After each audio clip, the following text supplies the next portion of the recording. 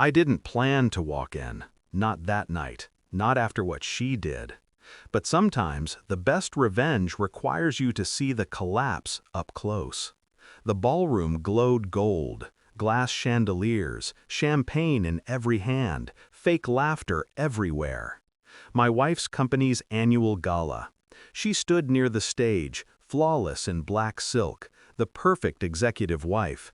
Except she wasn't mine anymore, not really. I stepped in quietly, uninvited. The security guard blinked in confusion, then looked at her boss. The man adjusted his tie, smirked, and snapped, "Escort him out." 300 pairs of eyes turned. The room went still.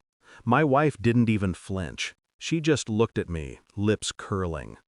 "I didn't invite you," she said, voice like a blade. "Why did you come?" Her boss grinned. Everyone waited for me to crumble. I smiled instead, just to watch. And then it began. Every screen in the hall, every display looping the company's highlights, every digital panel flickered once, twice, then went black. Then came the message: primary key missing. Her boss froze. One of the IT guys shouted from the corner, "Sir, the database is gone! We've lost everything!" A ripple of panic, screens flashing red, the sound of glass hitting the floor. Her boss screamed, "Fix it now!" I just stood there, watching. We used to build things together, she and I, long before the suits and champagne. Back when we shared one computer, 2 coffees, and dreams of a startup that would change the system. I was the code. She was the charm. I built the foundation. She built the brand. We were unstoppable. Until the investors came, and so did he, her boss. He offered her a promotion, late meetings, business trips, excuses. I noticed the changes, the way she stopped saying "we," the way her phone flipped screen down, the way she smiled when I mentioned his name, that subtle smirk she thought I didn't catch. But what broke me wasn't the affair. It was the betrayal of purpose. The code I wrote, my code, was the backbone of their company's entire system. She'd sold it to them, stripped my name from the patents, told them she helped write it. She took everything I'd built and left me with silence. So I returned the favor. It took me 6 months. 6 months of pretending to move on, of playing dumb while I rebuilt everything in the shadows. I'd written the original database myself, a living system, deeply interlinked, impossible to replicate. What they didn't know was that it all hinged on one buried key, a digital signature only I could generate, a failsafe. Without it, the system would unravel piece by piece. I called it the spine. Remove the key, and everything collapses. User accounts, transaction logs, archives, gone.